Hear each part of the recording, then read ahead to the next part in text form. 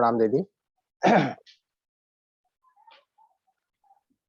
आज के इस उपज़ोन स्तरीय गोष्ठी जिसमें बिलासपुर उपज़ोन और दुर्ग उपज़ोन के 6 जिलों के भाई-बहन उपस्थित हैं। मैं उन सभी भाई-बहनों को सादर प्रणाम करता हूँ, आदरणीय कुंती दीदी को प्रणाम करता हूँ। भाइयों-बहनों, जैसा कि अभी आप नारी संगठन सशक्तिकरण का जो क्रम चल रहा है, उसके संबंध में विस्तार से जानकारी आप लोगों ने प्राप्त की है। और निश्चित रूप से ये तो दिखाई दे ही रहा है कि 21वीं सदी वास्तव में नारी शताब्दी जो गुरुदेव ने उद्घोष किया है, वो अब स्पष्ट रूप से हमको दिखाई देने लगा है। और जिस तरीके से छत्तीसगढ़ में पिछले दिनों जिला स्तरीय गोष्ठी में जो बहनों का उत्साह देखते बना, उससे ये बात और स्पष्ट हो जाती है। भाइयों-बहनों, अ, संगठन एवं इकाई निर्माण इसके संबंध में आपको थोड़ी-सी जानकारी देनी है, जो कि हमारे मिशन का एक कहना चाहिए महत्वपूर्ण कार्य है, एक धुरी है कह लीजिए। क्योंकि संगठन को सशक्त बनाए बगैर और इकाई का निर्माण किए बगैर, हम कोई भी काम जो है व्यवस्थित रूप से संपन्न नहीं कर पाएँगे। अगले दिनों हमको बहुत बड़े-बड़े काम करने हैं, बहुत बड़े-बड़े काम करने हैं। तो इस काम को अंजाम देने के लिए हमारा हम सबका हमारी बॉडी जो है पूरे गाँव से लेकर के ब्लॉक और ब्लॉक से जिला, जिला प्रांत, जिला से प्रांत ये सशक्त होनी चाहिए, व्यवस्थित होनी चाहिए। तभी ये ये संभव हो पाएगा कि हम सारे कार्य को अ, स एक सुव्यवस्थित ढंग से अंजाम दे पाएँ। तो चलिए संगठन के संबंध में अपन बात करते हैं। भाइयों-बहनों, संगठन अ, को सशक्त बनाने के लिए या संगठन बनाने के लिए बहुत पहले से हमारा मुहिम चल रहा है। जब से हमारा युवा शिविर प्रारंभ हुआ इस छत्तीसगढ़ में लगभग सन 2008, 9, 9-10 के आसपास, तब से संगठन की प्रक्रिया चल रही है। लेकिन युवा मंडल का निर्माण महिला मंडल का निर्माण जो है वो क्रम चल रहा है। लेकिन अ, पिछले वर्ष सन 2021 को 3 जनवरी के दिन आप शायद उपस्थित रहे होंगे। रायपुर में जब विराट क्रांति युवा गोष्ठी हुआ था, ऑफलाइन युवा गोष्ठी हुआ था। उस बीच अ, प्र प्रकोष्ठ के द्वारा जो युवा संगठन सशक्तिकरण वर्ष घोषित किया गया प्रदेश स्तर पर, तब से लेकर के ये हमारा जो अभियान है, संगठन का सशक्त करने का अभियान जो है, वो और बड़ी तेज़ी से चल पड़ा। और उसका परिणाम ये हुआ कि अ, वास्तव में बहुत सारे जिलों में संगठन और इकाई निर्माण का की प्रक्रिया जो है चलने लगी और बहुत सारे जिले ऐसे हैं जिनका जहाँ पर हमारा संगठन जो है अब सशक्त रूप से दिखाई देने लगा है। उदाहरण के लिए हमारा बालोद जिला, उदाहरण के लिए हमारा कांकेर जिला, उदाहरण के लिए हमारा और धमतरी, महासमुंद इत्यादि जो जिले हैं, बहुत शानदार ढंग से उनका वहाँ का संगठन जो सशक्त दिखाई पड़ रहा है। लेकिन हमारे बहुत सारे जिले ऐसे हैं अभी अछूते हैं, जहाँ पर अभी संगठन का जिस जैसी अपेक्षा है, उस हिसाब से पूरा नहीं हो पाया है।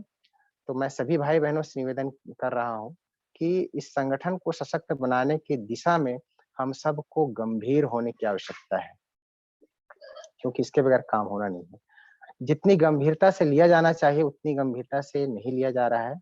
इसलिए आप सबसे निवेदन है कि इसे गंभीरता से लें और इसी संगठन का परिणाम था कि पिछले दिनों नारी सशक्तिकरण जो जिला स्तर पर कार्यशाला चला है, वो बहुत ही ज़बरदस्त तरीके से चला है, जो आप सबने देखा है हर जिले में। तो ये संगठन की जो बात है, उसमें सबसे महत्वपूर्ण कार्य है इकाई निर्माण करना। संगठन को सशक्त कैसे बनाएँ? तो इकाई का निर्माण करना। अब इकाई का निर्माण कैसे किया जाएगा? यही इकाई यही एक राजमार्ग है जिसके माध्यम से हम लक्ष्य तक पहुँच सकते हैं। भाइयों-बहनों, इस इकाई निर्माण के संबंध में हमारे परम आदरणीय डॉक्टर चिन्मय पंड्या जी ने भी बहुत ही जोर देकर के कहा है मकर संक्रांति के अपने उद्बोधन में, इकाई निर्माण सबसे महत्वपूर्ण आवश्यक इकाई का बड़ा महत्व होता है। जैसे एक-एक ईंट को मिला करके एक बड़ा बिल्डिंग तैयार होता है। एक-एक पैसे को जोड़ करके आदमी धनवान बनता है, एक-एक क्षण का उपयोग करके आदमी विद्वान बनता है, उसी प्रकार से एक-एक इकाई-इकाई का निर्माण करके इतना विराट जो है हमारा गायत्री परिवार जो है वो संगठन जो है उसको सशक्त बनाना है। तो कैसे बनाना है? अब सीधे अपन कैसे संगठन को कैसे निर्माण करना है, इकाई का निर्माण कैसे करना है, इस पर हम आपसे चर्चा करना चाहेंगे। मैं निवेदन करूँगा कि आप डायरी और पेन लेकर के बैठे होंगे, तो आप कृपया नोट करते चले जाएँ। सबसे पहले सबसे पहला हमारा काम है कि जिस ब्लॉक में आप रहते हैं, जिस ब्लॉक में आप रहते हैं, उस ब्लॉक की कंप्यूटर द्वारा भूया ऐप से आप वो निकलवाइए, ब्लॉक के गाँव की सूची निकलवा लीजिए कि कितने ब्लॉक आपके ब्लॉक में कितने गाँव हैं। मान लीजिए हमारा गौरेला पेंड्रा मारवाही है, उसमें गौरेला ब्लॉक है, वहाँ पर मान लीजिए 100 गाँव हैं, 100 गाँव हैं, तो वो गाँव की आप सूची निकलवा लीजिए और उन 100 गाँव को 10-10 गाँव में आप बाँट दीजिए। तो कितने कितने भाग बन गए? 10 भाग बने, द 10 गाँव गाँव में आप बाँट दिए तो वही जो 10 भाग बने हैं, तो एक-एक भाग जो है, एक-एक इकाई कहलाएगा। कितने इकाई बन गए? 10 इकाई बन गए, है ना? तो वो 10 इकाई जो बने हुए हैं, उनको आप इकाई नंबर 1, इकाई नंबर 2, इकाई नंबर 3 इस प्रकार से इकाई नंबर 10 तक आप नामिनेट कर सकते हैं। इसके पश्चात आप क्या करेंगे? ये जो 10 गाँव में इकाई नंबर 1 के मान लीजिए 10 गाँव हैं, तो उसमें आप देखें कि इकाई की जो 10 गाँव हैं, कितने गाँव में हमारा गायत्री परिवार नहीं पहुँचा है। तो हमारा पूरा ध्यान जो है उसी पर फ़ोकस करना है कि कितने गाँव में गायत्री परिवार हमारा नहीं पहुँचा है। और वो 10 गाँव मिल करके उस जहाँ पर गायत्री परिवार नहीं पहुँचा है, वहाँ पर मिशन को पहुँचाने की हमारी ज़िम्मेदारी बनती है। और इस 10 गाँव में जो गायत्री परिवार के हैं मान लीजिए, जहाँ पर नहीं पहुँचा है वहाँ पर तो हमको काम करना है, लेकिन जहाँ पर गायत्री परिवार की पहुँच है और जिस गाँव में गायत्री परिवार की सबसे ज़्यादा संख्या है, उसी गाँव को आप इकाई ग्राम बना दीजिए, ठीक है? अब इकाई ग्राम बन गया, इकाई ग्राम बनने के पश्चात आप ये देखिए कि अ, इस इकाई के अंतर्गत जो 10 गाँव हैं, उसमें जो हमने इकाई ग्राम बनाया है, उसमें उनके अंतर्गत ऐसा कौन भाई या बहन है, जो सबसे ज़्यादा सक्रिय है? जो सबसे ज़्यादा सक्रिय है, उसको आप इकाई प्रमुख बना दीजिए। एक इकाई प्रमुख बना दें, एक इकाई सह प्रमुख बना दें। तो इस प्रकार से वो इकाई प्रमुख और इकाई सह प्रमुख की ज़िम्मेदारी होगी कि वो 10 गाँव को वो कवर करे, 10 गाँव की देख-रेख करे। परम पूज्य गुरुदेव ने 10 गाँव का जागीरदार ऐसा कहा है, तो उसको आपकी ज़िम्मेदारी है, आप उसी 10 गाँव में ही काम करें, इधर-उधर जाने की आवश्यकता नहीं है। हर इकाई वाले यदि अपने-अपने इकाई के 10 गाँव को गोद ले या उसी में काम करें, तो भाइयों-बहनों हमारा संगठन देखते-देखते इतना शानदार बनता चला जाएगा जिसकी आप कल्पना नहीं कर सकते। तो इस प्रकार से अ, इकाई ग्राम बना दिए और इसके पश्चात आप देखें कि प्रत्येक गाँव में जो इकाई बने हुए हैं, उसके 10 गाँव के अंतर्गत मंडल बने हैं कि नहीं बने? चाहे ये युवा मंडल हो, चाहे प्रज्ञा मंडल हो, चाहे महिला मंडल हो। आप कोशिश करें कि हर गाँव में हमारा युवा मंडल, प्रज्ञा मंडल और महिला मंडल ये बने। ये मंडल ही सबसे प्रमुख चीज़ है भाइयों-बहनों, हमारे मिशन का जो मुख्य आधार है, ये मंडल ही है। इसीलिए जो मंडल से जुड़े रहेंगे, उन्हीं का आने वाले समय में बहुत ज़्यादा वो रहेगा, महत्व रहेगा। जैसे कि अभी तो कोई भी ट्रस्टी वगैरह बना दिए जाते हैं, कोई भी वो बन जाते हैं। लेकिन अ, व आने वाले समय में जो व्यक्ति, जो भाई या बहन मंडल से जुड़े रहेंगे, उन्हीं को ट्रस्टी बनाया जाएगा। इसलिए दीदी ने जैसा कहा ना पंजीयन हम सबका पंजीयन कराना है, जितने भी बहनें जुड़ी हुई हैं, चाहे वो वरिष्ठ हो, चाहे अभी भी नई नई जुड़ी हो, सबका पंजीयन होना चाहिए। उसी प्रकार से सबका हर व्यक्ति, हर भाई या बहन किसी न किसी मंडल से जुड़े होना चाहिए, ये अनिवार्य रूप से। तो इसका हमको ध्यान रखना है और इसके पश्चात अपन देखें कि अगर इकाई के अंदर कोई प्रज्ञा पीठ है या ब शक्ति पीठ है, चरण पीठ है, जो भी है, वो यदि निष्क्रिय है तो उसको सक्रिय करें।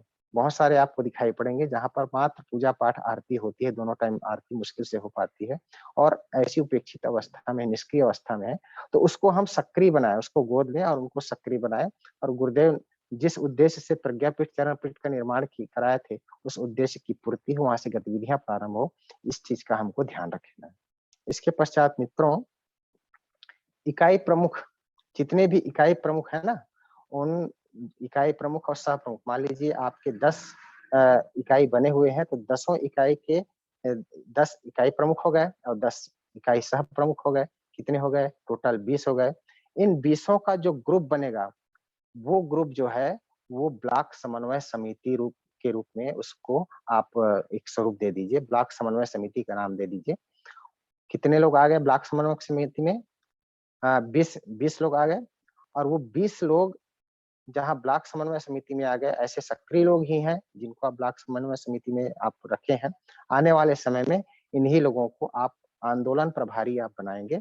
आने वाले समय क्या है, जब आप निर्माण करेंगे, उसी समय जब हमारा संगठन बन जाएगा, स्वरूप सामने आएगा, तो तुरंत हम प्रत्येक आंदोलन के आंदोलन प्रमुख बना दिए जाएँगे। तो इस प्रकार से हमारा सभी आंदोलन जो है व्यवस्थित रूप से चल पाए। अभी क्या है कि कोई भी आंदोलन को हम हाथ में लेते हैं, वो दूसरा आंदोलन आ जाता है, फिर उसको हम छोड़ देते हैं, वो हम पूर्णता तक नहीं पहुँचा पाते। लेकिन जब आंदोलन प्रभारी बना देंगे, तो वो आंदोलन प्रभारी उसी दिशा में उसी आंदोलन को लेकर के आगे बढ़ेगा, तो हमारा वो प्रत्येक आंदोलन जो है पूर्णता तक पहुँचेगा और हमारा हमारा अभियान सफल होगा। तो इस प्रकार से हमको काम करना है। इसके पश्चात जितने भी ब्लॉक समन्वय समिति में जुड़े हुए सदस्य हैं, उन सभी सदस्यों का एक व्हाट्सएप ग्रुप बना दीजिए। व्हाट्सएप ग्रुप बना देंगे, क्या होगा कि जो भी कार्यक्रम, जो भी मैसेज शांतिपूर्ण से मिलेगा, उसका सीधा, सीधा का सीधा तुरंत उसको पता चल जाएगा कहाँ? गाँव में बैठा हुआ जो व्यक्ति है, मंडल जो हमारा परिजन है, मंडल के भाई-बहन हैं, उनको सीधा पहुँच जाएगा, तुरंत उसको उनको जानकारी हो जाएगी। इसलिए इस प्रकार से ये हमारा क्रम चलेगा, तो निश्चित रूप से हमारा ये संगठन सशक्त होगा भाइयों-बहनों। संगठन की जो बात है संक्षिप्त में मैं इतना ही बताना चाहूँगा। आप पहले इतना काम कर लीजिए, आगे का मार्गदर्शन आपको मिलता रहेगा। मैं फिर से आपसे निवेदन करता हूँ, इस कार्य को गंभीरता से लें। हमारे भाई लोग इस कार्य को बहुत पहले से लिए हुए हैं, लेकिन शायद काम की अधिकता के कारण से उतनी गंभीरता से नहीं ले पा रहे हैं। लेकिन चूँकि अब बहनें सामने आ गई हैं, तो मैं सभी बहनों से हाथ जोड़ के निवेदन करूँगा कि आप इस काम को आप लोग भी अपने हाथ में लें और भाइयों को साथ में लेकर के और इस काम को अंजाम दें। जहाँ कोई भी परेशानी आती है, आप प्रकोष्ठ से तुरंत संपर्क कीजिए, हमसे संपर्क कीजिए, चंपेश्वर जी भाई साहब हैं, चौहान जी भाई साहब हैं, किसी से भी आप संपर्क कीजिए। कोई भी परेशानी आती है संगठन निर्माण के संबंध में, हम तुरंत आपका सहयोग करेंगे, मार्गदर्शन करेंगे। इतनी सी बात आप लोगों के बीच में करनी थी। एक महत्वपूर्ण सूचना है, 5 फरवरी को बसंत पंचमी का पावन पर्व है, परम पूज्य गुरुदेव का आध्यात्मिक जन्म दिवस। आपने व्हाट्सएप मैसेज में देखा होगा, फिर से मैं आपको बता देता हूँ। उस दिन ऑनलाइन कार्यक्रम प्रांत स्तर पर रखा जा रहा है। कोविड-19 के कारण कई जगह हो सकता है कार्यक्रम ना हो पाएँ, है किसी कारण से। तो ये कार्यक्रम जो है ऑनलाइन अपन प्रांत स्तर पर रख रहे हैं। समय है 4 बजे से लेकर के साढ़े 5 बजे तक। ये 1.5 घंटे का समय है जिसमें एक 2 ही पॉइंट हैं। एक तो है परम पूज्य गुरुदेव से संबंधित प्रेरक मार्मिक प्रेरक प्रसंग उद्बोधन और दूसरा है कि हर किसी के जीवन में परम पूज्य गुरुदेव से जुड़ने के पश्चात कोई न कोई घटना प्रत्यक्ष या अप्रत्यक्ष रूप से घटित हुआ है। परम पूज्य गुरुदेव का संरक्षण उनको प्राप्त हुआ है, उनके जीवन में एक महत्वपूर्ण मोड़ आया है और वो अनुभव उनके पास है, एक संस्मरण उनके पास है। वो यदि हो तो हमको तुरंत कल शाम तक भेज दीजिए। मैं सबसे निवेदन करता हूँ, कल शाम तक भेज दें ताकि उसको वो जिनका भी संस्मरण रहेगा उनको हम आमंत्रित करेंगे और वो अपने मुख से वो अपनी बात जो है कहने में अपने बात को बताएँगे। तो ये 2 कार्यक्रम को लेकर के हम कल का कार्यक्रम रखे हुए हैं। नहीं परसों का 5 फरवरी का कार्यक्रम बसंत पंचमी का कार्यक्रम रखे हुए हैं। आप सबको जानकारी हो। अ, इतनी बात कहकर मैं अपनी बात को समाप्त करता हूँ। ओम शांति। सभी भाई-बहनों को सादर प्रणाम।